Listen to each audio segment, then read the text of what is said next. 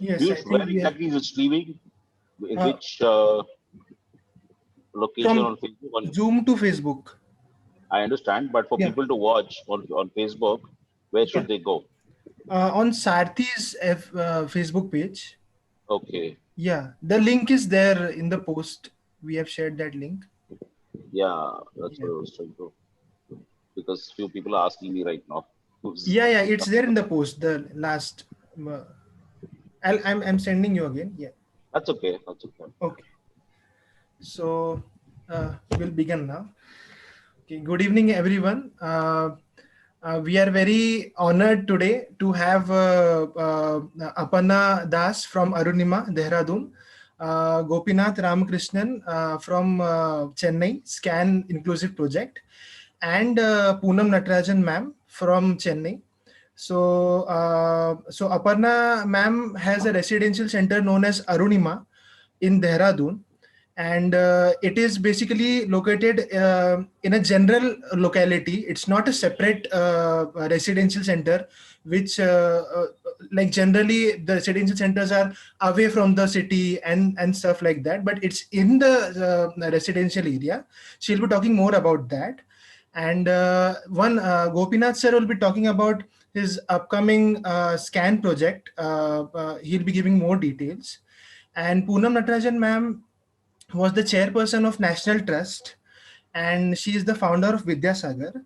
She'll also be talking about her project, which is known as Bliss. And today, our topic of discussion is sexual concerns and safeguarding from abuse in residential centers. Like this is the question in mind of every caregiver, like may it be a sibling or a parent. There is a fear in the back of mind of every caregiver. So we decided that we'll start talking on this topic by bringing in the residential centers pioneers, and therefore we organized this session today. So before we go into the actual session, I request Aparna ma'am to tell us a little about Arunima. Okay. Hello, and thank you so much for having me here. I always love to talk about Arunima. We're going to actually complete 10 years in Wow. April next year. And I don't think I'm ever going to get tired talking about Arunima. So thank you for another opportunity to do that. So we started Arunima in 2011, and Arunima, of course, is named after my sister, whose name is also Arunima. And Arunima, my sister, is now 40 years old. And so around the time that she was 26, 27 years old, we started realizing that we definitely had to start. It's really strange that it didn't occur to us before that, right? Because you tend, when people are children, you tend to think that this is how it's going to be forever and we're going to be around forever, and you're not really thinking about the future. And suddenly it hits you that you're going to need to make something, some sort of setup. You're going to have something in place where your sibling, your family member can be most importantly safe, right? Safety is the topmost concern. And of course, second after that, very close after that, is a place that growth continues to happen. You're not isolated from the community, you're treated with dignity, you're allowed to live with dignity, all those things, just the way that you've your family member has lived all his or her life. And when we started looking around at places, it was very clear that each one of these things was going to be compromised, with the kinds of setups that we saw. And so, luckily for me, I'm a special educator, and I've worked with, people for so many years, and they've grown into adults now. And, I understand that a lot of them are in similar situations. And so then decided that, there is something that I have in mind, something that I feel would be ideal for my sister. And she's not the only person with that need. There are other people who have the same kind of need. So why not create what I want for her? And until today, she is my standard, she is my bar, in the sense she sets the bar for me. If I am comfortable with something for her, then I know that it is good for other people as well, right? If it is safe, if it is a place that I can come away from daily and know that she is safe, then I know that other people are safe too. It's not something that you ever take for granted, you know but you try your best, and you've got some sort of standard that you follow. So Arunima today has 18 residents, and we also have a day program. And the residents are all 18 and above. Actually, our youngest resident is now 22, and 22 to 40 is the age range at the moment. We've got men and women who stay at the center. And I'm sure that I'll be addressing the living setups and things like that, with the questions. So I'll leave that for now. We also have a training center that everyone goes to. So it's like a workplace, a place for growth, a place for, developing skills that one has, learning new skills, growing throughout life. So we have two buildings now, a residential building and a training center. We're very fortunate to have a separate building for the training center, because it also, then you're going away from home and you're a certain way at home and you're a certain way at work. You're learning all those things as well and living as regular a life as possible, right?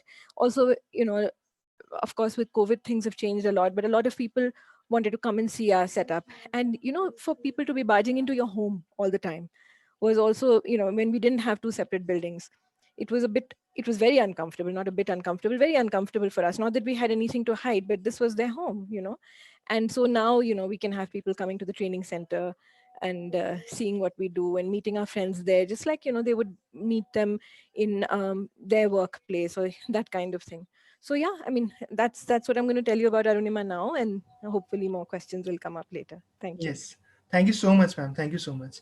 Now I request Gopinath sir to tell us, give us a brief about SCAN Inclusive Living Project. Sure. Thanks, Piyush. Thanks, for having me here. And it's really nice to not just be a participant, but also to, listen to the stories from Arunima that Aparna has. I'm sure we'll learn a lot from that. SCAN stands for Special Child Assistance Network. It's essentially a parent support group. Because we realize that families with children with special needs or with persons with disability very often don't get the kind of inputs and advice and feedback that they need from the professionals that they meet. While you do go to a doctor or a special educator and so on, end of the day, they are far more comfortable in discussing this with the peer group, the other parents, senior parents who've been through this before. So we realized the need for this, and while it was very informal for a few years, we kind of made it more organized and gave it a name back in 2015. So we are still young, 5 years old, and a lot of focus of SCAN has been on a few areas. One is, of course, we have a very active chat group on an app called Telegram, like WhatsApp, where we have over 600 people exchanging information. This is only parents and caregivers like siblings or grandmothers and so on. A lot of information on everything to do from diets to therapies to schooling to medical attention, etc. Also on Facebook. And then we till COVID hit us, we used to organize a lot of events, a lot of social get-togethers, musical evenings, talent shows, and so on, just for fun, because we realized that the social needs of not only the person with special needs, but also the families was getting impacted because, they were a little afraid to go out sometimes. They had challenges being understood by others when you go to the restaurant, or to a restaurant, or to the beach, or somewhere, or to the mall. So they really wanted a safe place to come and hang out. And we used to make it very inclusive by inviting a lot of others, so-called, neurotypical people, because we wanted to have people come in and interact with us and just see that everybody is really a part of society, just like, you and me. So we did a lot of that. And we hope to do that more in person because it's shifted online now, but it's really nicer when you actually physically meet. Then we conduct a lot of workshops and seminars for parents. And this is on all aspects. We do everything for, for example, for parents whose child has been recently diagnosed, we'll have everything from feeding to toiletry and so on. And for others, it's more about, vocational skills or employment. And one of the big topics that came up and was addressed by two, three different programs was all about what after us. How do we plan for the future of our child? How do we take care of our child? Who will be there to look after our child and so on? So those set of conversations actually led to what we now call the Inclusive Living Project, where we realized that what people really wanted was not to send their child away. What people need is to be with their child as long as they can. But there are limitations in terms of the parents are not able to give the child the kind of independence they would need. And when they cross a certain age, once they're beyond 15 or 18, everybody craves for a little bit of independence and not be, following the parents' directions. At the same time, the parents also are aging and they are not as physically and emotionally strong enough to take care of the vagaries of having a child who has certain needs. So with all that, we realized that what we should be putting together is an inclusive living project where the parents can be there also, the child can be there but independent, staying independently, and we have certain other support mechanisms like the caregivers. We have vocational center, therapy center, and so on. So essentially, what we decided to do was let's not reinvent the wheel. Let's not start from scratch. But there are so many projects, especially in Chennai. There's so many residential communities which are coming up, which have been developed and are the process of being developed, which have large sets of apartments, like 500,000, 2,000 apartments, lot of facilities, swimming pool and cycling track and skating rink and all kinds of facilities, other sports as well.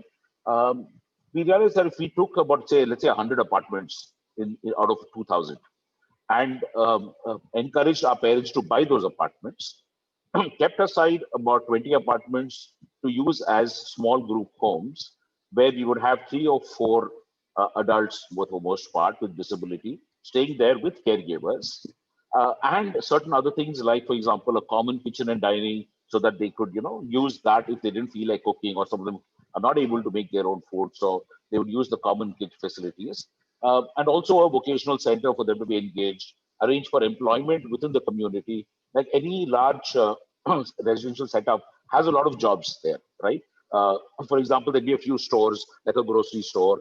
There will be a medical store and so on. So somebody needs to man those.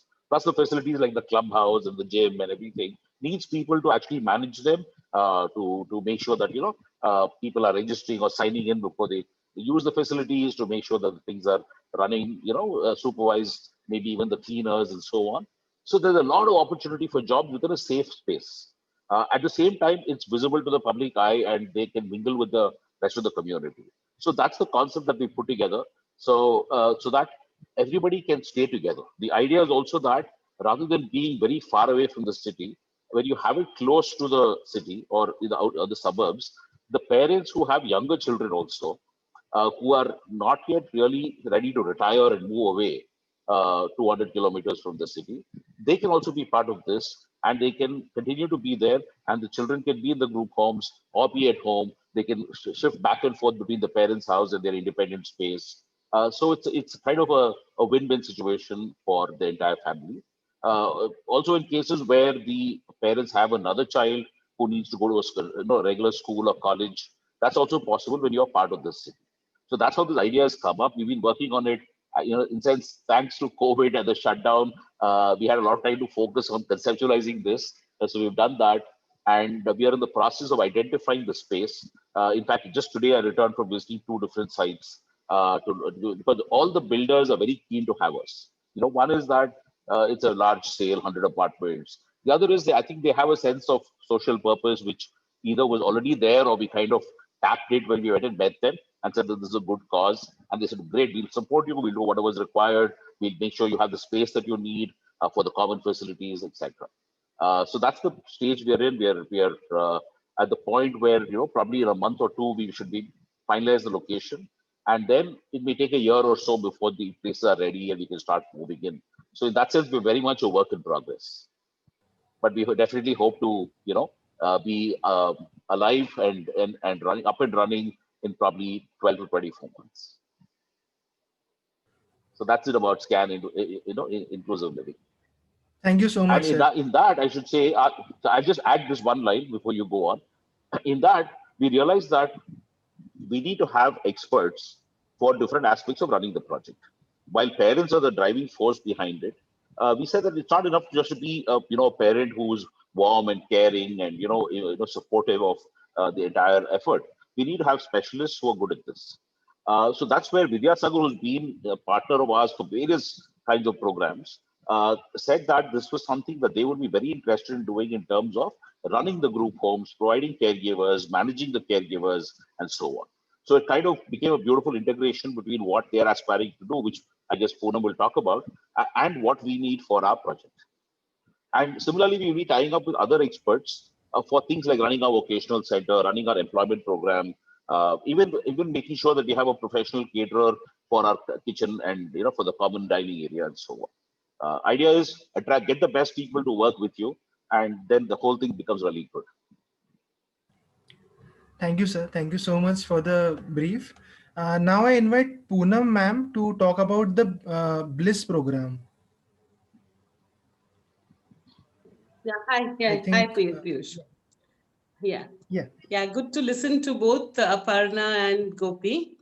And yes, I think, see, I just like to go back to Vidyasagar is now 35 years old.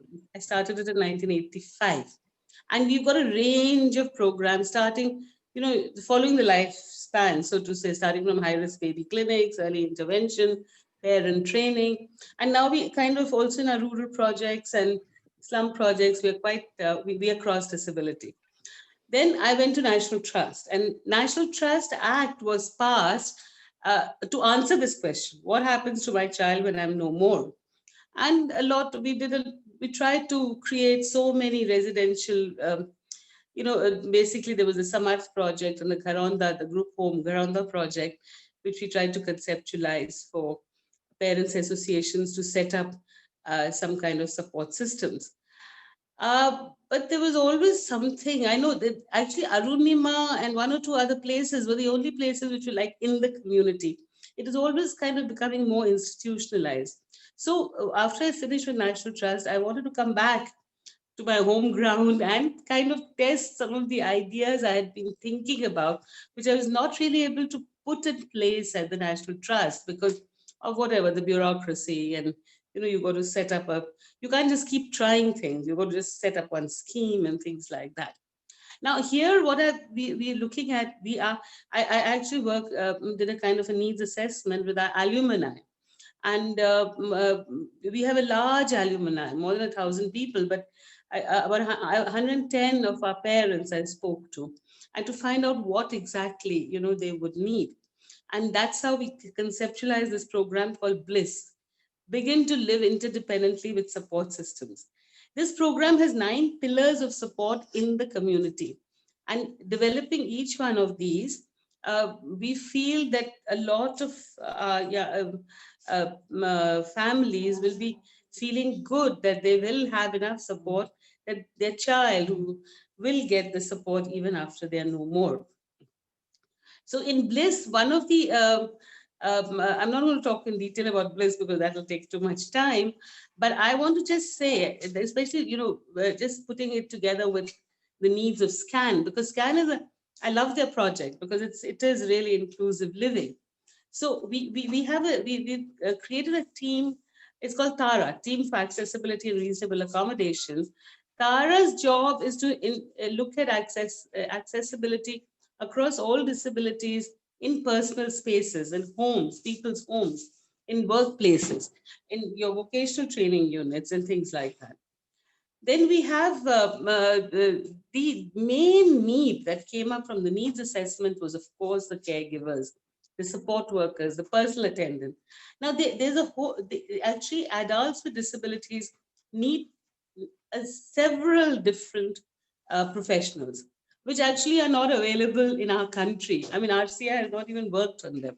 Like there is a caregivers course, but somehow this is not worked out because I think if you do 10 standard minimum qualification, the people who do 10 standard don't really choose caregiving as a profession.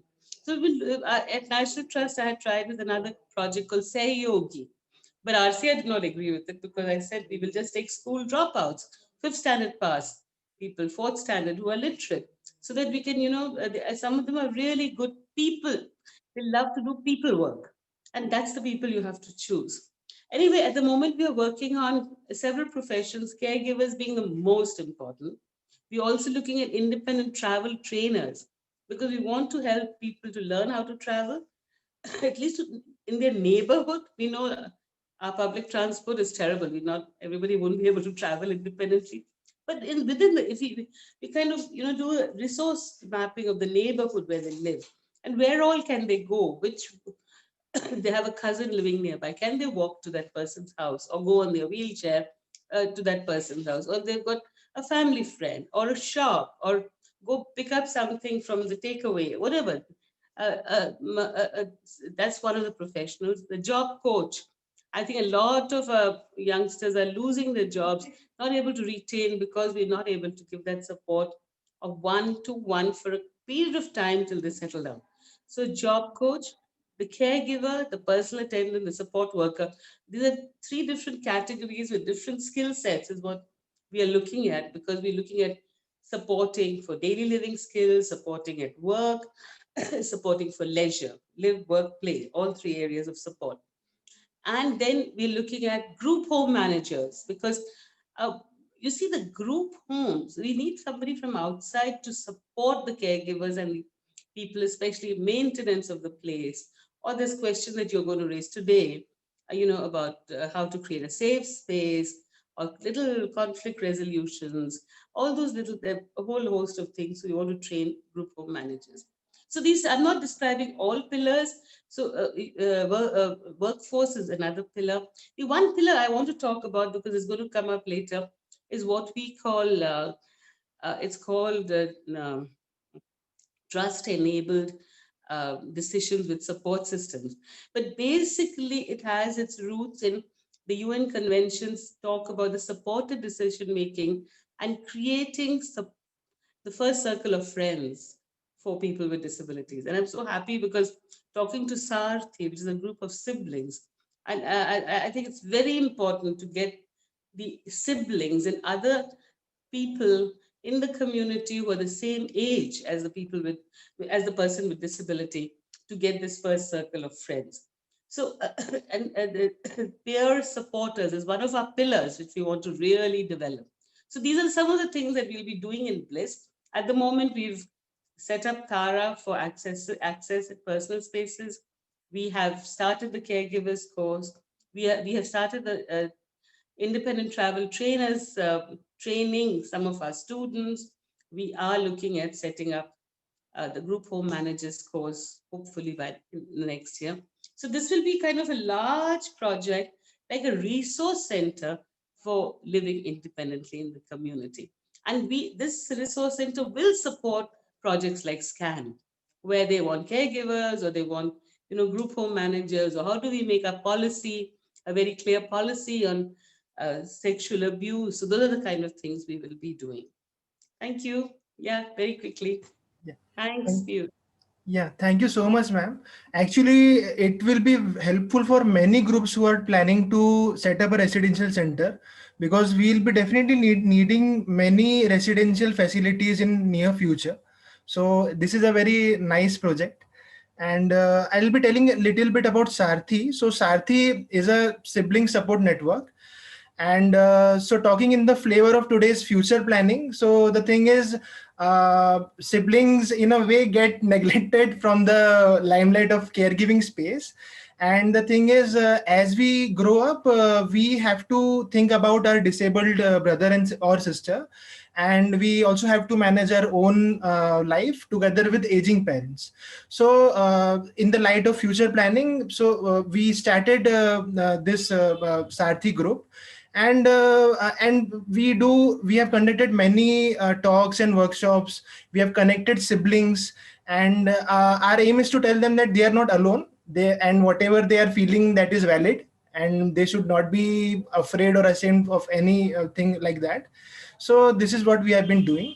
Now, quickly coming on to today's session. So today's session is on sexual concerns and safeguarding from abuse in residential facilities. We'll be covering today's session in three major themes. The first theme will be designing safer spaces. The second theme will be the inspection. And the third theme will be the best practices. So starting with the first one, designing safer spaces. So the first question is regarding boundaries. There are some setups wherein there is a very rigid boundary between the males and females, very strict boundaries. And there are setups where there is no rigid boundaries. It is quite open. So what is the way? Like what should be the way? Can Aparna ma'am please answer this first? Okay, so yeah, I'll answer from our perspective. And Yeah. we've tried to keep Arunima as similar to a regular setup as possible. You know, what are the opportunities that would be available to us to interact with people of the opposite sex, for example. I was listening to Indu session as well, and you know, just this healthy interaction between different genders is so important. And so the way we have set it up is that living spaces, everybody lives in one building, but we have flats, and the flats, obviously men live in one flat, women live in other flats, and even men, I mean, people have their own bedrooms, and we don't have too many people, so it's like a family of 4 people living in one flat. But there is a lot of interaction between the women and the men. Most of the interaction takes place, of course, at the training center where they're all going to work. But then through the day as well, you know, people walk to the common kitchen to get food for their flats, and there'll be guys and women over there, and they'll be interacting with each other. There are, you know, in the evening we have activities. We may decide to watch a movie in one of the flats, so people are it's not rigid in that sense. But of course we're learning things like, you know, neither can one of the ladies enter one of the men's flats without knocking, for example, and being allowed to come in, and the same goes for the boys as well. There is personal care time, during which of course people don't go into each other's flats. Now it's not as if we've, you know, given them written rules or anything like that, but it's just become a part of their learning, it's become a part of their life. And I think it's we've been able to do it in a very healthy manner. They know कि अभी नहा रहे हैं, अभी सब लोग तैयार हो रहे हैं, अभी हम नहीं जा सकते हैं बॉयज के फ्लैट में या गर्ल्स के फ्लैट में नहीं जा सकते, you know, that kind of thing. So we've tried to make it as natural as possible. So in short, the living spaces are separate, but there are many opportunities for interaction through the day. Thank you, ma'am. I would like to ask the same question to Gopinath sir and Poonam ma'am. What are your thoughts on this? Completely agree with what Aparna said. You know, we have to allow people to live a natural life, and that means, you know, interacting with people of the of different gender. So I think, in a sense, I think I'm just going to borrow a lot from Aparna's playbook here, because this is exactly what we were you know, had in our minds, that perhaps the actual living space, you know, we are also talking about small group homes, which are apartments with 3 to 4 people in the apartment, and I think that will be divided on the basis of gender. So there would not be, I don't think people are very comfortable with a mixed group of, you know, a couple of women and a couple of men staying in the apartment together. So there'll be separate apartments for the ladies and for the gentlemen. But all the rest of the day, the rest of the interaction, whether it's the common dining area or the vocational place, or, you know, everything else would be as it is for all of us, that we are in a mixed society, and we should enjoy that. We should enjoy the benefits of that. There's a lot to learn from one another, and we should not feel that there's any taboo in, you know, a boy speaking to a girl or the other way around. Of course, as Aparna said, we should have some boundaries, which is true for everybody. I mean, you know, when you're taking a bath or getting ready, you don't want to be disturbed by anybody, whether it's a boy or a girl, right? I think we have to, you know, make sure that people understand and respect those boundaries, so that it's a very harmonious existence, right? That's the whole, you know, the whole point. In fact, as Poonam mentioned, this is one of the things that we also go by, which is, you know, we should be able to live, work, and play along with everybody else, just like everybody else, and that requires to interact, you know, with boys, girls, trans genders. You know, they're all part of society. We have to accept and include. Thanks. Thank you, sir. Can I just add something over here? Yeah, yes, Yeah. yes. So I was saying that there aren't any written rules as such. We've tried to teach people as naturally as possible. So what if we forget to lock the main door of the apartment during personal care time, right? And the women are in the loos, and or they're getting ready and all, and of course you enter into a living room. You don't enter into any bedroom or anything like that, like you would in a regular flat. What happens if somebody walks in, you know, and I do my shifts on the guys floor as well as the women's floor, you know, and suppose I'm on the guys floor, for example, and one of the girls walks in because the RO in her flat is not working, and she wants to fill water bottles from this flat, and she's just walked in without knocking. I'll make a big thing, you know, Arey, yaar, how could you come in without knocking? can't do that. Like, sorry, I'm going out, but that's how we teach. We, rather than making it very, like a structured teach lesson or anything like that. So I just wanted to add that. Yes, yes. Okay. Uh, I would like to ask the same to Poonam ma'am. Yeah, I totally agree with Aparna and Gopi. I think these boundaries, certainly everybody needs a personal space and needs a place which is theirs. And they don't want just everybody walking in, only very personal friends or whatever come into your bedroom. But otherwise, there has to be a healthy mingling of men and women. And otherwise, that's how the abuse will come if you don't allow this. The thing is, how do we create an open culture, a transparent culture, a culture where people can speak, can talk, can ask questions, and say, "I don't agree with you," and where if you don't do things behind the back, you do your friends, and you talk to each other, and you have fun together, and you meet at the dining room, you go out, see a film together, whatever you do. So I think the entire question of abuse is related to the kind of culture you create in the community. And like in SCAN, there's going to be also non-disabled people. It's very, very important to sensitize them, to teach them to respect and give dignity to people with disabilities, to treat them as equals. The Swam Krushi set up the first group homes in Hyderabad. And I loved what Manjula Kalyan did. Every time she took a flat for girls to live there with intellectual disability with the caregiver. She would, before they shifted in, she would have a tea party in that flat with the entire apartments coming there, and she would really tell them and sensitize them about the disability and about all these issues of the importance of people with disability to be able to live in the community. And I went there and I saw that project. It was just fantastic because now the neighbors are they're so friendly and caring. They invite the girls over for, on festivals to have a meal. If there's water is not there, they'll immediately come and see if they have any problem. Electricity goes off. There was a fire in one apartment, Manjula was telling me. Immediately the neighbors came to see that these girls are out of the flat in time. So that community feeling and that acceptance, you have to create an acceptance. We have to work at the attitudinal barriers.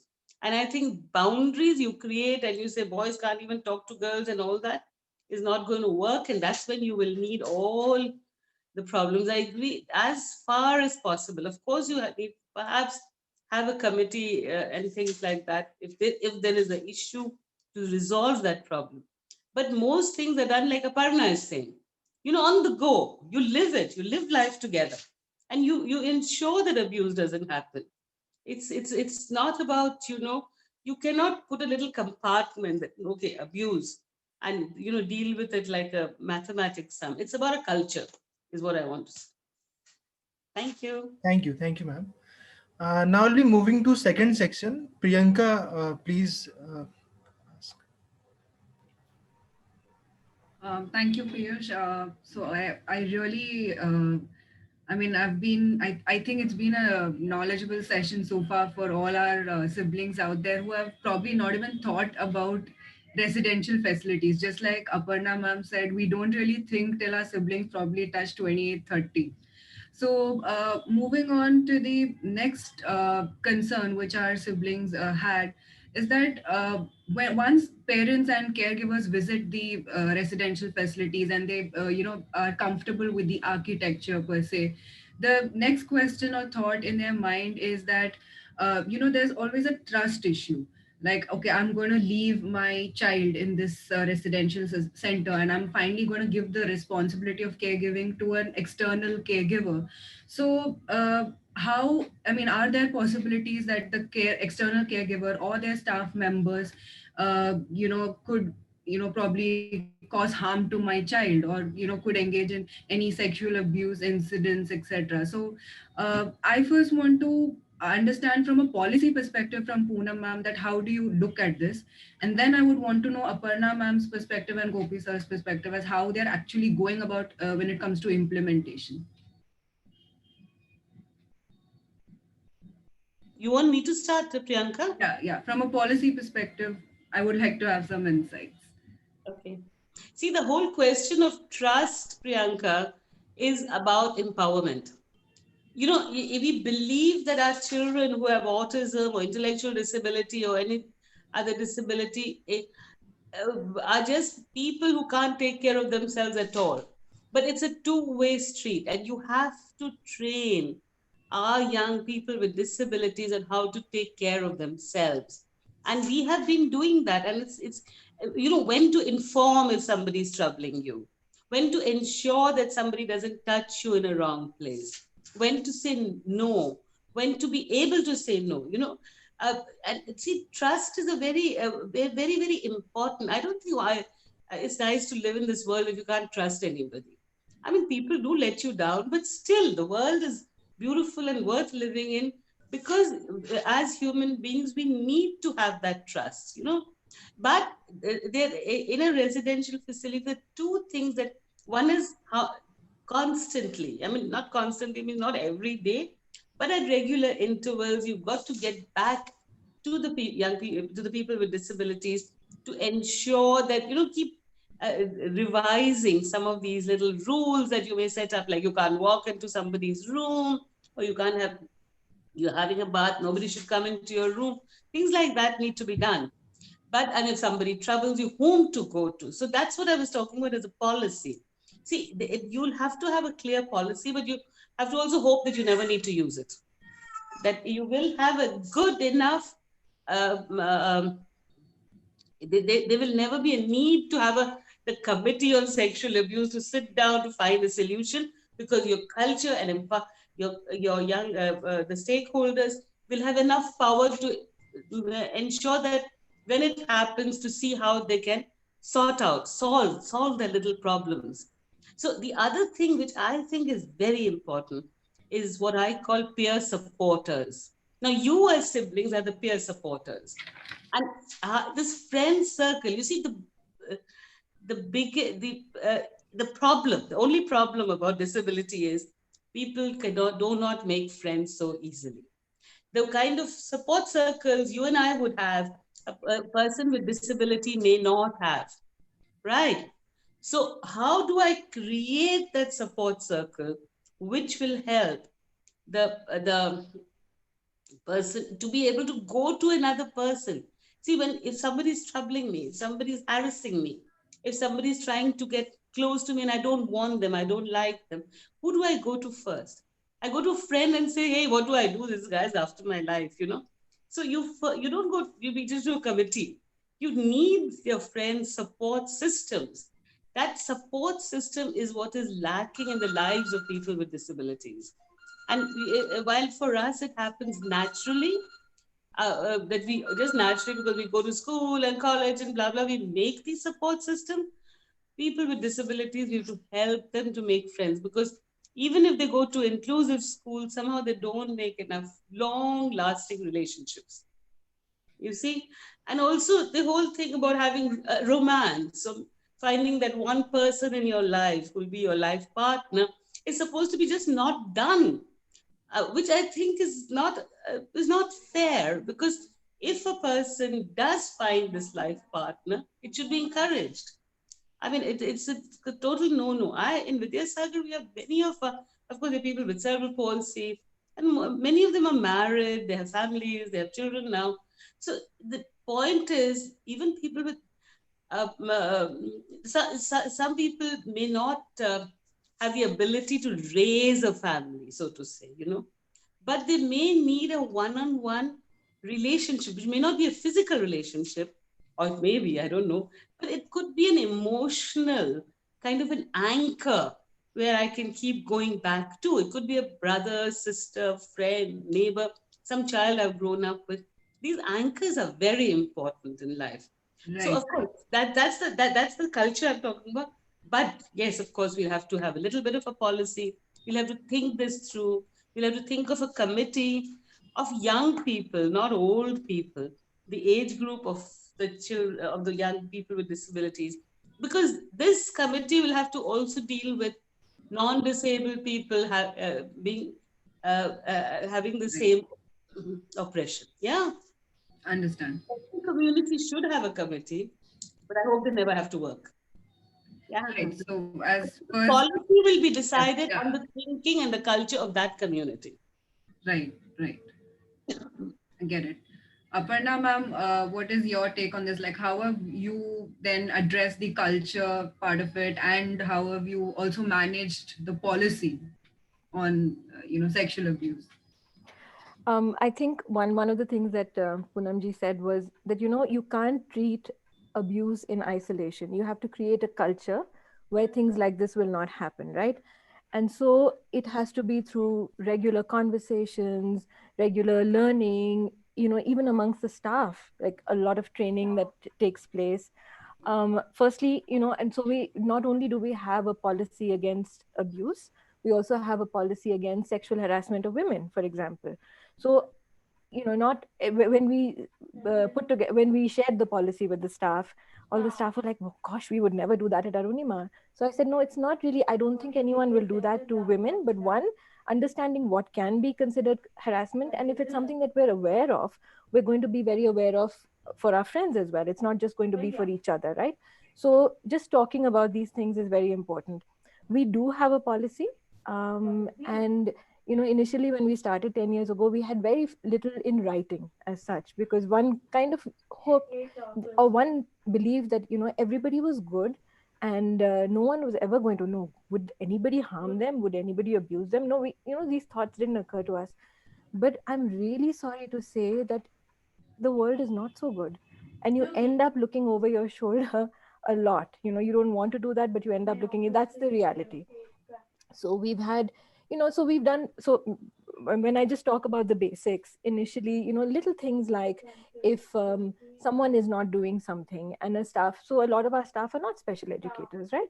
A lot of people have joined because they were very interested, they are people persons, and they wanted to learn about this, and they wanted to work in this field. But yes, they're not special educators, they've come from different cultures where a little knock on the head is not a big deal, right? Right. And that kind of thing. Mm. And so we're constantly on the lookout, and we're watching this, and then we're talking about, okay, why is it not okay to do that, right? Would you be able to do that to me? Would you do that to one of the others? And just because he or she is differently able, you can't do that. So that, those are the little things that are the beginning of abuse. Like, you let those little things go, and then then you can get away with this, and you can get away with that. Even something like, when our ladies are bathing, for example, and one of the staff, like very caring staff, doesn't shut the bedroom door and the bathroom door, and we're saying that, okay, we've reached a point where she can bathe on her own. We just have to watch from a distance to make sure that she's soaping herself properly. But the bathroom door is ajar and the bedroom door is ajar, and I'm walking around and I can see her. But so then I went and talked to the staff about it, and she was like, but hum auratein to hain, it's okay. But I said, no, I mean, how are you going to teach her that she has to shut the door? And fine, we have to keep an eye to make sure that she doesn't have a seizure while she's bathing, or that she's bathing properly. But then at least shut the bedroom door, so that, so just having these little conversations and making it very much part of the culture. But, we've and empowering the people, the actual stakeholders, the people with special needs is so important. And Indu talked about it in the last session about how to do that with different levels of functioning as well. Mhm. With some people you can explain directly, in some cases you have to work with pictures, you have to give choices. So we have regular like repeating things, repeating these talks with our friends, because they've just they've come to us when they're over 18 years old, so they're used to being maybe pushed around or touched in inappropriate ways. And so we're actually teaching them now, no, it's not okay for someone to do that with you. So we're constantly talking, and sessions often end with, is there anybody who makes you uncomfortable, and pictures, and if Right. those kinds of things. So I we had a horrible incident some years ago, where one of our ladies came back from the break, and she was not getting her period, but then she also has epilepsy. She's on anti-epilepsy medication, and so we it was a terrible learning experience for us. We didn't make a big deal. We just said, okay, keep an eye, jab hoga tab bata dena, that kind of thing. But we didn't take it seriously. And then she was not eating very well. And I remember she started getting a lot of seizures and things like that. So I took her to the doctor, to a gastroenterologist, said, she's losing her appetite and pet phulta ja raha hai. So stupid. I'm a married woman, right? I have children of my own, but so stupid I was.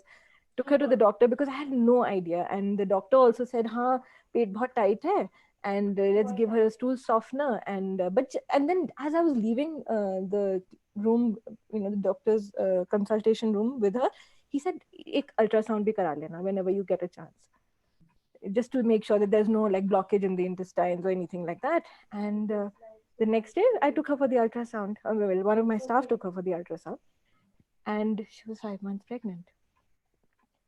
And it was, oh, I can't even tell you how terrible it was. And of course, you immediately suspect everyone around you, and you start thinking, when was that moment when it could have happened? How much we never leave them on their own, how could it have happened, and things like that. Inform the parents immediately.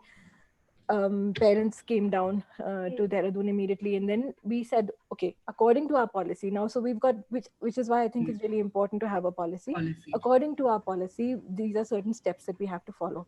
Fine, we don't know who the perpetrator is, but it was because at that point of time you are so lost and so shattered that if you don't have a policy to follow, you're going to be flailing even more. You don't know what to do. But according to the policy, you had to get the legal body involved. So we went to the police station. We registered a case of rape. We said, we don't know who's done it, but she is a person who cannot give her consent for something like that. She's 5 months pregnant. We want to register a case. Anyway, followed up. Then she had to go home. Achha, because she was 5 months pregnant, there was no, you needed to get a ruling for termination of pregnancy. So it was a very terrible kind of situation. Anyway, she went back home, and eventually, as it turned out, so when she used to go home for the holidays, she used to go to a day center, and the director of the day center was found to be the guilty person, and they found out through a DNA test, and so the person is in jail now.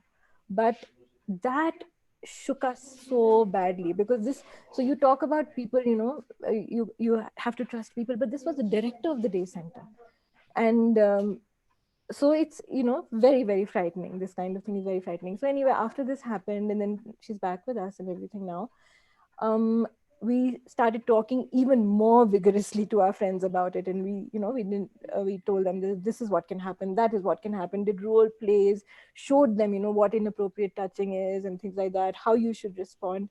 One of our day trainees came and told us, and we found out that his father was sexually abusing him. So again, so we had to use our policy on both occasions. We went to the police, we registered a complaint. We said to the mother, okay, it's difficult for you to complain, but now that we know, we can't keep quiet about it, because then we will not be following our policy. So again, action was taken and everything. So till today, nothing, touch wood, has happened at our center, but we've had to deal with things that happen. In both cases, this is something that happened at home, but it also makes you very aware that if such people, one the father, the other the director of the day center, can do this kind of thing, then you can't let your guard down, and it's not nice to live in fear all the time, but you just have to be very, very careful. So yeah, so I mean, I'm going to say this, we have CCTV cameras. I'll talk about that later when the question comes up. Right? Thank you for sharing these incidents, all, because it's not so easy to talk about them in a public forum, but it at least makes us understand the whole concept and the need for a policy at residential institutions. Gopi sir, to you, so as both Poonam ma'am and Aparna ma'am shared, that when caregivers tend to develop a friendly relation over time, because they're all living in the same compound. And in case of facilities like SCAN, it is going to be the general public also. And you never know when a normal tap or when a normal hug could actually lead to something horrible like this. So how can we look at it in case of, inclusive living setups? See, I definitely learned a lot from what was being shared just now, what Aparna talked about. But I also draw a lot of comfort from the fact that she's mentioned that at Arunima they've not had such a problem, right? So it's not as if it is going to happen if you don't take care. The fact is that they've taken care, they have a policy, they have training, they have all the education that happens, and they be watchful, right? Which gives you a lot of comfort, and that's exactly what we would also plan to do. When it comes to caregivers, when it comes to people who are employed there, and again, if you look at what Aruna shared, this kind of thing happens from people in power. This is the two examples she gave are people in a position of power. So that is something we have to be watchful for. In fact, we talk about trust, but there's also the saying which says that trust but verify. You have to make sure that you're verifying what people are saying, what people's background is. All of that has to be looked at very carefully when it comes to people that you are deploying within the facility. So we have to be a little careful about it. But at the same time, while we should take all the precautions possible, we should also keep in mind that for the large part, this is not something which is going to happen day in and day out. So we should not also live under a shadow of fear all the time or have such kind of processes that are going to overwhelm a very natural way of interacting. I mean, if we have to meet physically and I should be worried about whether I'm within a few feet of you, other than for the corona safety purposes, if I have to keep worrying about, do I shake your hand? Do I pat you on the shoulder for something? And should I not? It's going to be a very awkward conversation. So we have to teach people how to be natural and what's acceptable and, where they're crossing the boundary. And at STAN, we've had these programs for parents and educators, with experts coming in to talk about these, and obviously for the children as well. So it's a process which just starts not when you enter a residential facility, but I think it starts at a very young age. Schools have to teach this to all the children, all children. It's not only again about disabled people or people with any kind of issues. It's about for everybody. All of us can be equally vulnerable at different points in time, at different points in our life, right? So we have to take those precautions from a very early stage. At the same time, when we were mooting this idea of this kind of a facility, some parents did ask this question: how do you ensure safety of my child, my ward, and so on? So we did a little survey. We had about 60 people answering it, where we asked them, currently or in the past, have you experienced any kind of such issue? It may not be sexual abuse alone. It could be any kind of abuse. It could be about, children making fun of you, neighbors complaining, etc. And I think 60% came and said, no, we've not experienced any kind of issue. Some people said that, yes, about 20-30% said, we've had issues. My child has faced some issues, but we've been able to sort it out. Because, either we spoke to the school or we spoke to the other child's parents or we spoke to the neighbors, etc. I think it was only about 10% which said that it's happened more than a few times. So we have to, and nobody said it's constantly happening. So it's not constantly happening. 10% say it happens more than a few times.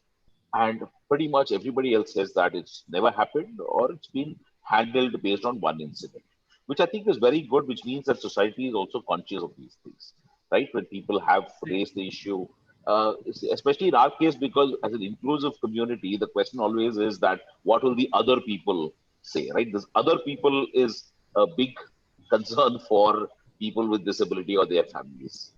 Right. So what I found is that it's not as prevalent as we think, but that doesn't mean we should drop our guard. So all the training, all the education, all the verification that has to happen of people employed there, or all of us. In fact, if I'm going to be part of the community, I will have to go through the verification process. I can't be exempted just because I'm one of the people who started it. So we'll have to go through that and go through the training or whatever has to happen. But at the same time, in our case, we found that sometimes it's the parents who have a huge concern. The trust factor or the lack of trust is in the parents' mind. So one of the advantages of our setup or our plan setup is that the parents will also be part of the community. So what we're telling them is, see, you're going to be staying in one particular apartment block, you're in your apartment. Your child is part of the group home, maybe in the next block. You can visit there every day. You can be with your child. You're going to be seeing how the caregivers are managing your child, how the group homes are functioning, how the food is. You're probably going to live for 20 years alongside your child, but your child is going to be independent. So you will get the comfort that your child is being well taken care of, that nobody is abusing the child, nobody is just, ignoring the child, because I think chances of, people ignoring rather than, actually abusing, our chances are more of that, right? That the child is just not given an opportunity to do what they want. They're not nourished properly. They're not taken care of. That's, far more likely, but the parents can now see. So we're saying that now you're going to be in the community, you be there for the rest of your life. So 10 years, 20 years, 30 years, you'll be seeing your child. So hopefully by the time it comes to your end of your life, you'll be comforted that things are happening. The second thing which we're doing is we have a 3-level structure. But now we're coming into the how to put policies into practice. One is, of course, we have caregivers whom, Poonam and her colleagues are going to train and sensitize and so on, and they're going to be in place, right? The caregivers. Then we have the group home managers that Poonam mentioned, who will be supervising the caregivers. They'll be making sure that they're sorting out any issues people have, etc. Then we also will have a kind of a committee, which in fact initially, we thought of it as a parent committee, because all the parents are worried. So, we said we'll have a committee of parents who will be examining what's going on in the group homes and in the vocational center, etc. Then we said, okay, we need to also have some experts, so we could have like a child psychologist, we could have special educators, because some of them can maybe see signs which, which a parent may miss out because of their training and expertise. And then at a call that we had, one of the potential residents in our group home who is a person with disability, I think actually he's from Vidyasagar, he's alumnus of Vidyasagar. He piped up and said, but Gopi, what about us? I said, what do you mean, what about you? He said, on your committee, you don't have any people with disability on the committee. I said, oops, I think that's a big, big blunder. We should have representation of people with disability on the committee. Because after all, it's, we can't say, we are going to take care of you. So we are all together going to take care of all of us. So we have to be inclusive with the committee as well. So we said, yes, we will have to be parents, experts, and persons with disability on the committee. And that's where I think a lot of what Poonam mentioned earlier about, the peer support group, etc., comes in. It's easier to talk to somebody who's closer to your age, or it's maybe easier to talk to somebody who also has a disability because you feel they're more alike. They're not an authority figure, whether the group home manager or a person on the committee. I mean, after they're authority figures, right? Then it becomes like you're complaining. And you may be complaining about your friend who maybe touches you more than you would like to be touched, or who likes to walk in without knocking on the door, things like that. So there's always embarrassing, right? I'm sure all of you have had this as siblings. You must have had this issue with your own sibling who does things which which you don't appreciate, and you feel bad about complaining to your parents, right? I'm sure I can see Priyanka is kind of hiding a smile there. So I think she's gone through that. So it happens to all of us, right? That you don't want to go to an authority figure. So this whole thing of having the peer group is a lovely idea. And they will the ones who you can relate to, who can also give you strategies. And then maybe they can escalate it or, call for, help as and when required. So I think this multi-level kind of a structure which we'll have and the processes we'll have for it, as well as the assurance we want to give parents by saying that you're going to be there. You're going to be there for the rest of your life and watch what happens and participate. Right, right. So I think that's what we will do. And in addition to that, of course, I think Poonam touched upon it, the way the Swayam Krushi example that we gave, because I also heard that story and I've, really was so enthused by that concept of bringing all the people in the community together. We've been doing it very naturally at SCAN because we had a center called Mitra, and we used to have all these social evenings, and the neighbors used to drop in. And in fact, there were a couple of temples at the end of the road, and people going to the temple or coming back would actually hear the music and then just keep in because they'd be standing at the gate and looking in, and we'd call them in and say, "Come on, join the fun." There's somebody's performing or there's some people dancing, come in and join. So the whole community kind of comes together and they get more aware. Then they ask you questions like they'll ask, what's wrong with that child? They'll point to somebody and whisper to you, and then you start talking about it. And for me, it was, the most wonderful thing which happened with having the thing was one day we had a bunch of kids from an orphanage who had come on Autism Awareness Day. They'd come to our center, and at the end of the evening, they were getting back into their bus to go. And there was an old man on a cycle who was going past, and he was just saying, in Tamil, he was saying, who are these kids and so on, because he could see that they were a little different from others. The watchman of the building across the street told him, these are autism kids. He told him in Tamil, these are autism kids. Nalla Kolangal, they're good kids.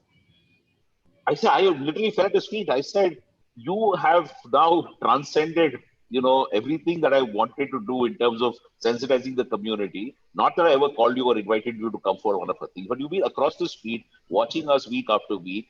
And he put it in those 4 or 5 words. Their autism, I don't know whether he knows what is autism, the definition, but he said, they are autism kids, they're good kids. I said, that's all we want to achieve. That's what we want to do in our community. So That's we'll have 2,000 really apartments of people heartwarming. saying these are good kids. That's really nice. So, I mean, our SIBs by this time do have an idea of, safeguarding the residents from policy and community perspective. But what we also want to understand is from a technology perspective, like, what would be the kind of, things used like CCTV, or will the caregivers get footage of what is happening? Like these days, daycare centers have started providing. So what is your perspective on that, Aparna ma'am? Like, how can we go about it? So what we've done, and I don't know if everybody's going to agree with it, but what we've done is that we have CCTVs everywhere, but except in the toilets. We don't have CCTVs in the toilets, and only I can see the footage. So it is not shared with anybody else. I mean, parents have asked, for example, for CC. Some parents have asked, and I've explained that I mean, these are spaces that other people live in as well. It's not just your child, and people go and sit in each other's rooms, and how you can't, if I am invading their privacy. I mean, I look at it like that. If I am looking at CCTV footage, I am invading their privacy, but I feel like the way I justify it to myself is it's for protection, right? But why, how can I give permission to other people to do that? So that's one part of it. The other part, like when we had our CCTVs put up, sorry, just got a lot of people coming to my house. Um, when we had our CCTVs put up, we told our friends about it, that we are putting CCTVs up now. And so one of the guys said to me, he says, "You mean to say that you can see me all the time?" And I said, "Yeah, that is what it means. But I don't want you to see me." So I said, "Okay, fine." I'm like, "I respect that, but this is the reason. It's for safety." So he said, "But I know how to protect myself. I don't need you to protect me. I can protect myself." So that was very valid, And so then I said, "But, then one of the other guys piped up and he said that, yeah, but what if someone comes and takes something from your room? No one can do anything to you, but what if you're not in your room and someone takes, Aparna ma'am can take a look and, identify who stole your whatever book or whatever it is." So he was like, "Yeah." So, but then he says, "But, I'm still really uncomfortable with the idea that you can see me all the time." So I said to him, I said, "Okay, fine." And I mean, that was a learning experience for me as well. And I said, "Okay, I promise that unless you tell me to, I will not look into your room.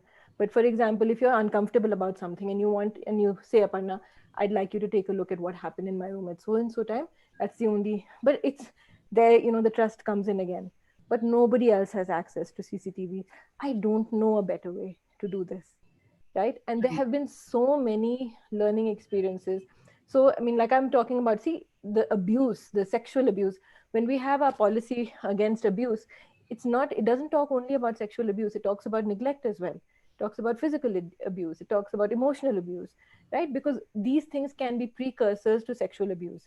And so if I've seen, for example, just the body language of a person interacting with one of our friends, which is objectionable to me, I'll record that and I'll sit with the staff and say, we'll talk about it. And when the person sees it, they said, "Oh, my intention was not that," but it's a great teachable moment. I also talked about the fact that we don't have CCTVs in the bathrooms, right? But if you're watchful, and usually I sometimes do random checks, but if somebody has an unexplained bruise, for example, and we can't figure out why the bruise is there. I remember one of our guys had a bruise on his cheek, and so that was very suspicious. And so the staff told me that when he was in the bathroom, he fell and he hit his face against the sink. And it's possible, and I didn't notice it at that time, but it's possible that the bruise happened at that time. So he said, "Fine." And then I looked at the CCTV footage of the guy walking out of the bathroom after he went, and there was nothing in his body language that showed me that he had any pain, And we actually did a lot of questioning. We looked at a lot of footage, and eventually we asked the staff to leave, because in looking at this footage, we found a lot of other things that were just violations of little things, and we've got levels of offenses. And if you repeatedly commit these offenses, then you can't, then your position, then you're asked to leave. So eventually that staff member left. I mean, so Right. sometimes you're just keeping an eye out on body language and things like that. But usually, like Gopi said, it's not all the time, but when something happens, but you have to be very, very watchful. So not only from the staff perspective, so are you also watchful from the perspective of the residents themselves? Like, for example, say the ladies, like what if they cause harm to each other, or what if the guy, the men? So how do you monitor that? I mean, through the same CCTV footage, or like do you like sit down with them and show them and teach them that you're not supposed to do this or something? Like, how do you go about it? Yeah, no, they don't hurt each other. Somehow they just don't hurt each other. Okay. If anyone's hit or slapped, it's us. But they don't hurt each other. But on the other hand, interacting, sitting too close to each other, or so we were singing. I remember one day we were sitting in one of the flats and we had our singing session, and one of the boys. So one of the boys who's very smart, we must have had a good touch, bad touch session at the training center, and then he suddenly reached out and touched the other person's bum, and to see what we would say. हाँ, कि मैं bad touch कर रहा हूँ, मैं bad touch कर रहा हूँ, and what? So he said to the other boy who he had touched, he said, when somebody touches you like that, what can you say? And he turns around and goes, thank you very much.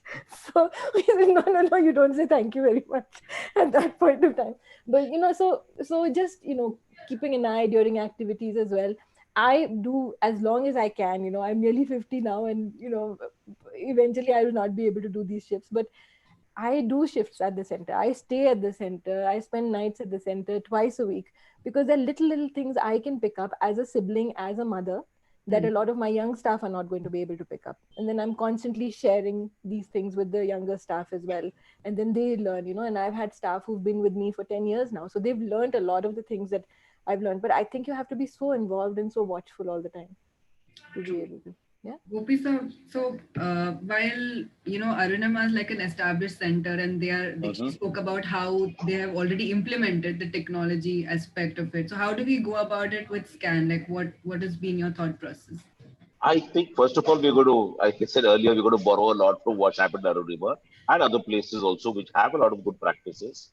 But at the same time, technology also has changed. For example, you can look at things like access control, because to prevent people from walking in, you could have just a fingerprint swipe on the door to be able to enter. You have to have that access. So that just makes it easier. Everybody else has to knock and go in. We may also begin. I was just a thought that came in as I was listening to Aparna talk, was that this control or the access to the CCTV footage, because nobody's watching it real time, right? It's recorded and then you go back and watch it. We can even have a system just for safety that for the trust factor, that there have to be 2 or 3 people from the committee, from the parent group or from the expert group, who have to be together to watch something. Just in case somebody gets some weird pleasure out of going through this. There can always be that feeling that somebody has, likes to access and watch this kind of thing. So we can get over it by saying that 3 people have to be together for us to open up that thing and do it. Just to give a little bit of assurance to the parents and to the residents there, that it's not just going to be that Gopi feels like watching what happened in this bedroom the other day, so therefore, he just went and clicked on it, right? Because it's not just about me, it's not about an individual. This is something, Aparna, for you also to think about, because what about 30 years from now? You want the center to be running, but it's not going to be a trusted Aparna who's there, who's got the access to the CCTV. Somebody else will have it. So maybe you have a system by which you say 3 people have to sign off before we open that place where the the CCTV footage is there. Or you have 3 passwords. You can set it up like that. Yeah. So we need to have that. I think we may thanks. We may need to figure out from our perspective as to where the limit is, in terms of, like Aparna said, you have a CCTV camera in the bedroom but not in the bathrooms. So we have to figure out that part. Is the bedroom okay or not okay to have the CCTV camera in? But Today, I think CCTV is everywhere in public spaces. So there's no question of not having that. Access control can definitely help. And tomorrow, maybe in a few years, it's going to be facial recognition systems. You don't even have to touch that little access control thing. Your face is recognized, and if it's approved, then you can just open the door. If not, it doesn't open. So there are so many things like that which will come in, and it also records who else was there, right? Was the caregiver there? At what time do they come in? What time they go out? All that can be accessed. You can use geofencing technologies so that you can actually set off an alarm if somebody who's not supposed to be in a certain part of the complex is there. For example, if there are a set of girls' rooms and there are certain male caregivers, for example, they're not supposed to be in that section. You can actually have a silent alarm set off when the camera recognizes that the facial recognition tells Right. you that there is a man in the sector. You don't need that. You don't need to actually go back and look at CCTV footage. We can do geofencing. So there are a lot of different technologies which are emerging. Obviously, there's a cost to everything. There's a cost of monitoring. So again, I don't think anybody wants to be, big brother or big sister in that whole process. But we just want to safeguard and make sure that that everybody is safe. Uh, so you have to do whatever is required for that, and I think that will keep emerging in terms of the options that we have to be less intrusive personally, while perhaps having records maintained virtually, electronically. Right. I think that's the balance we need to find. Uh, Agreed. Agreed. Thank you, sir. So, Piyush, I would now want you to take up this part on best practices. Yeah, before going to best practices, I had one question for Poonam ma'am. So it is regarding harming of a disabled person by a disabled person. So the thing is, my brother was harmed by one of his classmates. So it was like the other guy was continuously touching his thighs and the private parts. So due to that, generally three things can be there. Either like my brother could have got scared, or would have feel disgusted, or would have enjoyed. Like all the three possibilities are there. So my brother was scared and felt disgusted. So if something like this happens in a residential center, then how to deal with this? How to manage this situation? Okay. So, Piyush, first of all, I wanted to just add in the CCTV technology bit. I was, I'm very much against CCTVs in personal spaces personally, but I think taking permission from the person with disability before you put a CCTV is very, very important. Because you and I cannot decide alone whether a person who's living in that bedroom wants that CCTV or not. You cannot impose a CCTV on somebody. You have to be. If we talk about dignity and respect, etc., most people with disabilities will know whether they want to say yes or no. I know somebody who says, I feel more comfortable if somebody is watching me, because then I know that if I'm in any kind of trouble, if I have a fit, that I'm going to have. But I also know someone who doesn't want it. Then Aparna also talked about that, the person who's feeling uncomfortable. So you see, there's no one rule, there's no one size fits all at all. And you have to remember that. And this whole thing about sexual abuse is one thing, but we cannot discourage friendships. We can't discourage people from holding hands, from feeling good about each other. Touch is part of our lives. It's one of the senses. So let's be very clear. So I didn't get a chance to talk. I think Priyanka, I don't know, somehow, but I wanted to, you have to be very, very clear that people with disabilities have choices, and don't just dump them with what you as a sibling or the parents want. You have to ask them, do you want the CCTV? Or don't you want it? I mean, even the elderly. I know somebody's parent, she goes to work, so she puts a CCTV on her father and goes to work so that she knows what he's doing. But does he want it or not?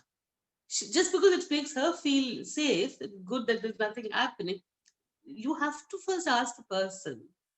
Otherwise, what's this whole thing about taking care of people with disabilities or supporting them if you're not going to give them a choice? Now, the second question about, this one person, you see, it can happen with non-disabled people also. What do you do when two people are having a relationship is not working, or a fight, or whatever, an argument, or touching each other, or hitting each other, or touching each other inappropriately? How do you deal with it with non-disabled people? You will deal with it in the same way, because it will really depend on the whole incident, the personalities, the age of the people, and what exactly happened. I mean, suppose your brother is a person who is the weaker one, who's not able to fight back, then we need to see how to support him to make sure that it doesn't happen again. He then needs to have someone he can call for help, or go to and say, this is, guys, like, what do we tell children if they're getting even in school, when they're getting bullied? If you cannot talk back to somebody who's bullying you, you have to go to an elder to say that this child is harassing me all the time. So it's the same way. It's bullying. There have to be principles of bullying. He's touching him inappropriate. First, the other child may not know it's inappropriate. Number one, they're just having a fight, perhaps, on something. On what is the fight about? Is it a sexual advance they're making, or is it about a piece of food or something in the classroom that they want? What is it about? What does he want from your brother? You see, don't think that people with disability will be violent with each other for no reason. Those are all myths about even psychosocial disability. They're mad, they hurt, they'll slap you. These things don't happen. People respond with violence to a situation of frustration, to a situation of bad, when they haven't got what they need, or where they have not been allowed to do what they want to do. You want to walk around, but you're made to sit in one corner. You want to go up and scream and shout and bang at anybody. So you'll have to really go back and look at the situation to really decide how to support your brother. There's no one answer. I can't give you an answer. You have to. These are the things. It's a people's work. We have to be very sensitive, and it has to be done with respect and dignity. Never forget that, and never forget. I wanted to, while we were talking, it was so nice listening to Gopi and Aparna about this child, about that pregnant girl. So everybody assumes she should have an abortion. In an orphanage, when I was in National Trust, I dealt with a case in a Nari Niketan, where there was a woman with intellectual disability who got pregnant. And she said, and when they wanted to do the abortion, when to take permission, because it was a government-run Nari Niketan, this girl turned around and told the doctor, I want my baby. I have no relative in this world. I want that baby. And it was a scandal that how can a mentally retarded girl, intellectual disability woman, want her baby? But I stood by her, and another, the amicus curiae, Tanu Bedi, stood by her. And we made sure that she could have her baby. And she's been one of the best mothers I know. So the point is, of course, everybody, and people were shouting at me that how can any woman want a baby out of a rape? But you have to think of her case. She will never have a legal child, you see. Nobody's going to get her married so that she can legally conceive and have her child.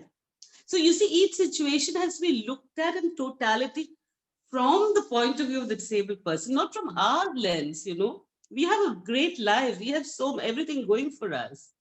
We can go get married, have an affair, do what we want. Nobody will say it. But a disabled person can't do that. That's not fair. You have to have that respect.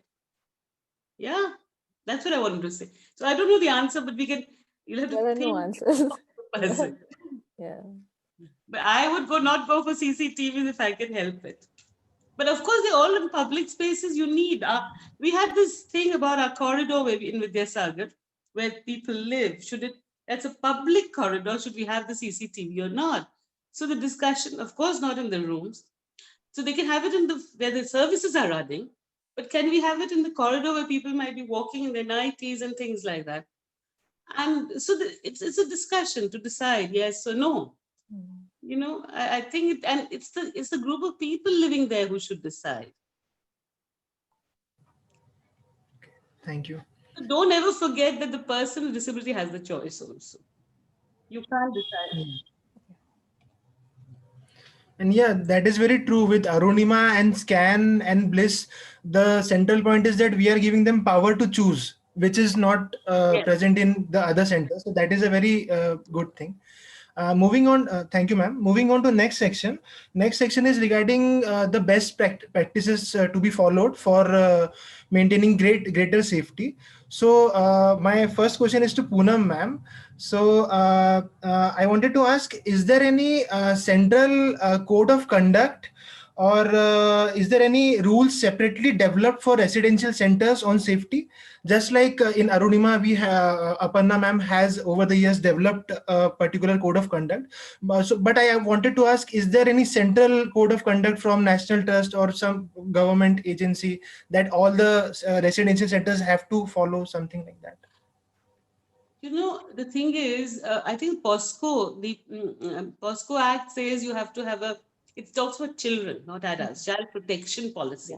Yeah. But for a residential center for adults, at least I haven't seen any one policy, especially for people with disabilities. When I was in National Trust, we brought out a booklet called the Minimum Standards Required in a Residential Setup. But we were not able to actually, in this area, I don't think we brought out a policy. Perhaps we should have one. I think it may be a good idea to, have a debate and dialogue and, start thinking about it and see. Because, see, both Aparna and Gopi are different people in terms of they're more open, they're liberal minded. But when you meet most parents, they are really want to put these children into little boxes, and into residential setup where lots of rules are there, and that's not the way you want to live your life. You want to live your life in an open and free way, in a happy way. So yeah, I think we should think about it, but I don't think it exists at the moment. I haven't heard of it. I just wanted to say that sorry, you didn't even ask me, but I'm piping up over here. We have developed a policy along with other organizations in Dehradun. So we have something called the Dehradun Disability Forum. So we all got together and we created this policy, which we consider a work in progress always. I'm very happy to share that with anybody if you need it. And it's specific.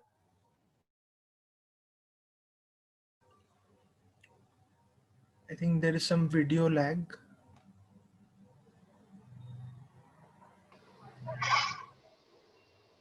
Aparna got frozen. Yeah. Maybe her system is. Yeah, is there something you are planning, Gopi sir, regarding this? First of all, Poonam is our advisor and guide on all these things. So clearly, we'll collaborate with Vidyasagar and the Bliss team to figure out what kind of policy we'll have.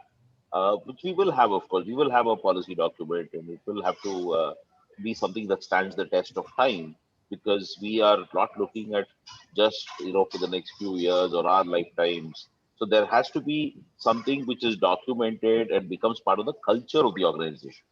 Yeah, that is the most important part. And this is something which I've always seen from my corporate experience, because you need to have something which becomes the part of the DNA of the organization. A lot of studies I have looked at and participated in projects where you're looking at companies which have been around for 100 years. You take a company like Colgate, which has been around for 100 years, right? So how does that retain what it is? The DNA. You take an IBM; they've been around since 1920 or so. It's about 100 years now. So how do you actually retain the core essence of what you are? That requires a policy or some kind of a documentation. It requires training. It requires people to actually kind of imbibe that culture, because we have to plan for not just our life but for the future of our children, which means that we're planning for the next 50, 60, 80 years. We are setting the foundations for that. So yes, so we need to have those robust systems, processes, policies in place. What is that policy? I don't know. That may also evolve a bit over time, but the fundamental approach has to be, as Poonam was saying, that you have to recognize the dignity of the individual, the fact that they have choices. So that has to be put into place. And let me tell you that from my, again, not from the disability, sector, but in other, in my other corporate experience, there are very simple ways you can put things in practice. For example, I used to work in a company which used to do a lot of work around the country, which meant that people were traveling a lot. So when you travel, let's say, five of us land up from different places into Ahmedabad or into Nagpur, and we're going to do some work there, we end up doing a lot of work in hotel rooms because we don't have an office in every place. So we end up meeting in people's hotel rooms. And this is a mixture of, men and women, young men, young women, etc. So I put in place a rule saying that if you have to work in your hotel room with a member of the other gender, if a guy has to work with a woman in his room, keep the door open. I do not want the door to be shut. It's a very simple rule. It's very easy. And we told everybody, please insist that the door is kept. If you're invited to work in somebody else's room, please, when you walk in, push the door open and keep it open. It could, because it's not about a man who may exploit a woman, or it could be the other way around as well. So it's everybody is equally susceptible in that sense. You could be accused, falsely accused. You could do something. You could be anything can happen. And again, it's not only about sexual abuse. It could be about any other kind of thing as well. So we said it's a very simple policy. You're in somebody else's hotel room, which is required because of work. Like so many times, somebody has to come to my room because they're meeting in the evening. We're sitting all day and working together, and there's maybe not any public place which is convenient because we also want to keep it private. So keep the door open. So we have to reduce the policy to actionables, which can be easily done and easily monitored. Just one example. Yeah. Aparna ma'am, you were saying something about the policies you have developed. Sorry, Okay. the video, that there was some network issue. No, I was just saying that the Dehradun Disability Forum got together and we created a policy, like a common policy, and it's a work in progress. And I'm very happy to share that with anybody because the whole point is to create safe spaces and to share best practice, right? One little organization cannot serve everyone's needs. Yeah, true. My next question, thank you, ma'am. My next question is to Poonam, ma'am. Are there any periodic audits conducted by some external agencies or government agencies regarding safety? As in, I'm asking, is there any government body external to the residential center who is looking into the safety standards of that center, or are we still to do this in India? No, I don't think there is any. Nothing. Okay. This whole discussion needs to be thought about other, will you say something? No. When you talk about the sexual needs of your siblings, I think you need to think about it a little bit more in terms of, you may have gay people among your siblings, people with disabilities. You may, you kind of, as siblings, you need to come out of the questions you're asking and think of it in a more broader way. Of course, we can have audits. Audits are good things. Social audits, have a friendly it's a friendly critic. A friend, you ask a friend to do a social audit who's not part of the community but comes in. Those are nice things to do. But I still think, I'm still worried about the sexual needs of a disabled person. It's not all about, oh my God, let's just make these rules and let them not touch each other and that's it. It's about living a joyful, full life, And I might have any kind of sexual tendencies. I may need to have a romance, an affair. And is that not allowed in a resident? I don't know. Gopi and I'll have to talk about this when we start working. Because I love my kids, all of them who have their little romances. And I used to have these little girls. We had one volunteer who's now become an actor. And on the PABX, I once overheard them all say, you ring him up. I said, now these little girls, and these are girls with disabilities who were sitting early in the morning and before the office opened. From my office, they were trying to ring up Shiva, who's one of our volunteers, just to make out with him. And I thought that was a very nice thing. And I wouldn't stop it, It's part of growing up. So we have to think about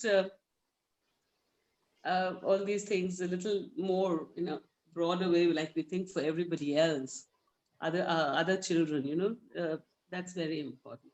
Anyway, yeah. So I don't think it's there at the moment, and audits can be put up, but a lot of organizations do have audits on their own. Like they invite somebody to look at their work and give them a report, and that's a very good way to really, have somebody else sees your work and then shows you where the gaps are, so that you can fill them up. Because you can never do it. Nobody's perfect. No, none of your projects will be perfect.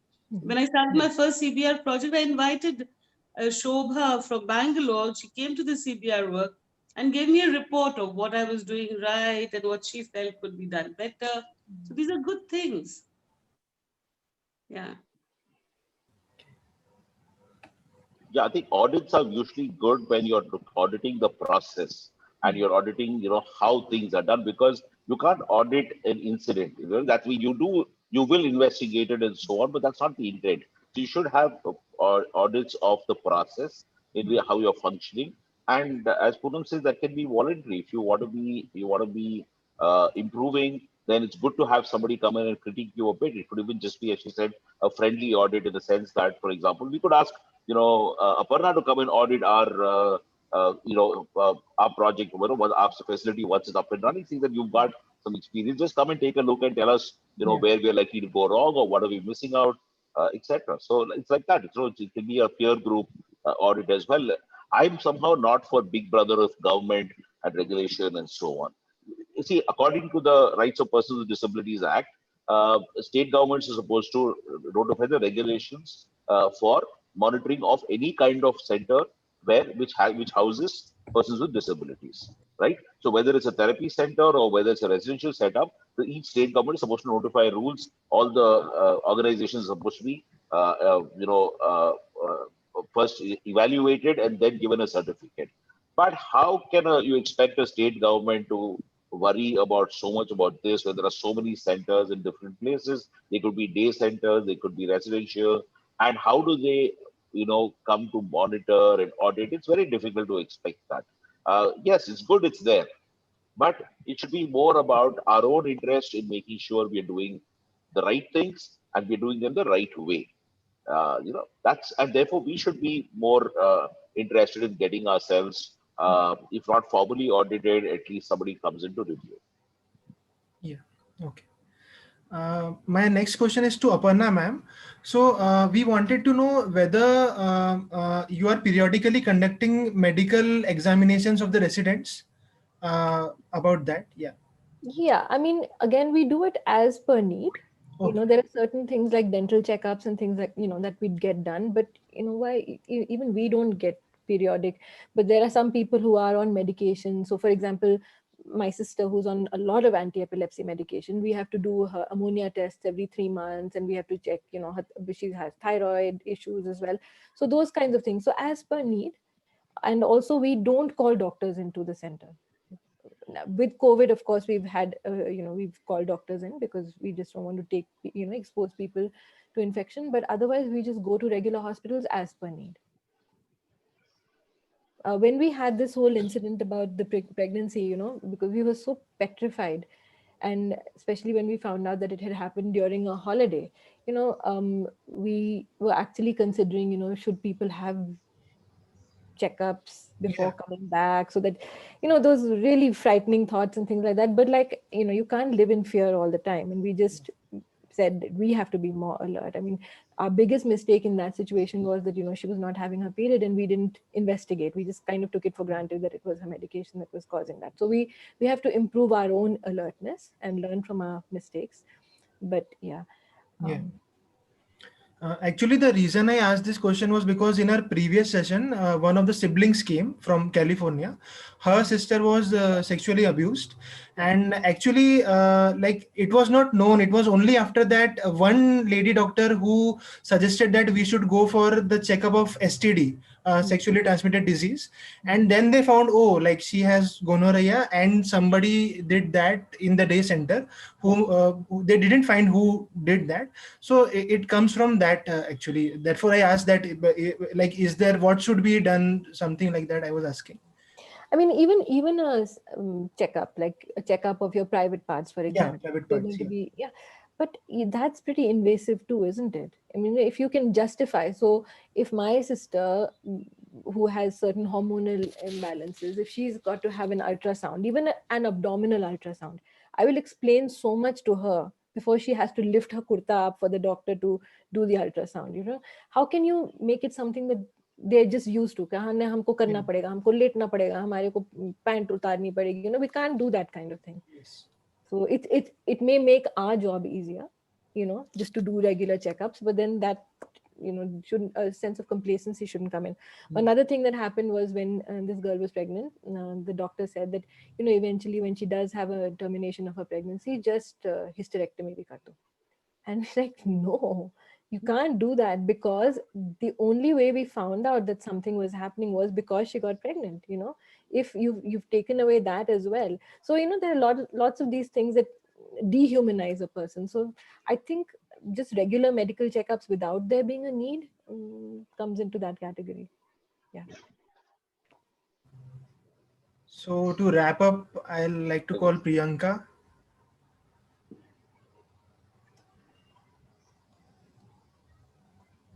Mute, Priyanka, you're on mute. mute me. Yeah. Right. So it was a really interesting session which we had today, where we, started with talking about the architecture. And one thing I think as siblings, what we have learned is that, contrary to our thoughts of, just keeping our siblings in just, as Poonam ma'am mentioned, just boxes and apartments and keeping them away and keeping 100 rules.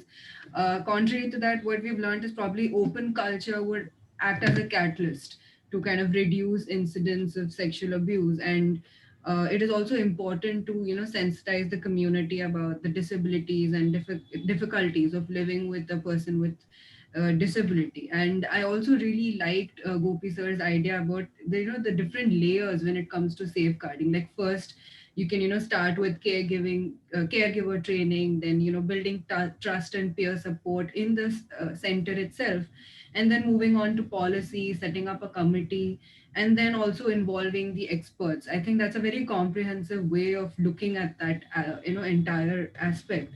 And also a very important point is, while we're talking about technology, and like Aparna ma'am stated, a lot of things if we do might be very easy for us. Like if we put CCTV everywhere, if we have health checkups, regularly, probably it makes our life very simple. But at the end of the day, we need to value privacy. We should ensure that we don't, like dehumanize. And we also make them aware that they are being subjected to all these things too. They also have an opinion. And also, I really look forward to a thing where we start having conversations about the minimum standards that there should be at residential settles. Because I think from this discussion, that's a takeaway. Like probably we're not having enough conversations in our discussions around this topic. So I'm looking forward for more on that aspect. So anything you want to mention, Piyush? Thank you so much for joining. Thank you so much for your time. We really like we are a bit very overprotective from parents and siblings perspective, but that is there. Like we need to move towards open culture, and then only we don't want to compartmentalize them into our own vision and the concrete words. So that is the takeaway we had. Thank you so much, Poonam ma'am. Thank you so much, Aparna ma'am. Thank you so much, Gopi sir, for joining, Thank for you. your time. Thank you so much. Thank you. Thank you for giving the opportunity and for touching upon this subject which a lot of people find is taboo. They don't want to talk about it in open forum and stream it live. So you guys are wonderful to have thought of this and bringing it to the whole world. It's really really great that you guys are doing this. Yeah. Hats off Thank to you. you. Yeah. Yeah, I want to just, really love and appreciate siblings, getting into Thank you. getting into this and doing it. And really, I'm so happy to meet Priyanka and you. And I think siblings are the answer, for helping us to find answers for people with disabilities. So more power to you, Piyush and Priyanka. Do well. Thank you. And Thank you so much. Thank you. yeah. Thank you and bye bye. Bye. Bye-bye. Take care. Thank you so much. Thank you. Bye, Aparna. Bye. Bye Vivian. bye. Bye, bye, everyone. I'll be in touch with you both. Yeah. Bye bye. Yeah, Sure, yeah, thank yeah, you. yeah. Of course. Thanks. Bye. Okay, bye bye. Thank you.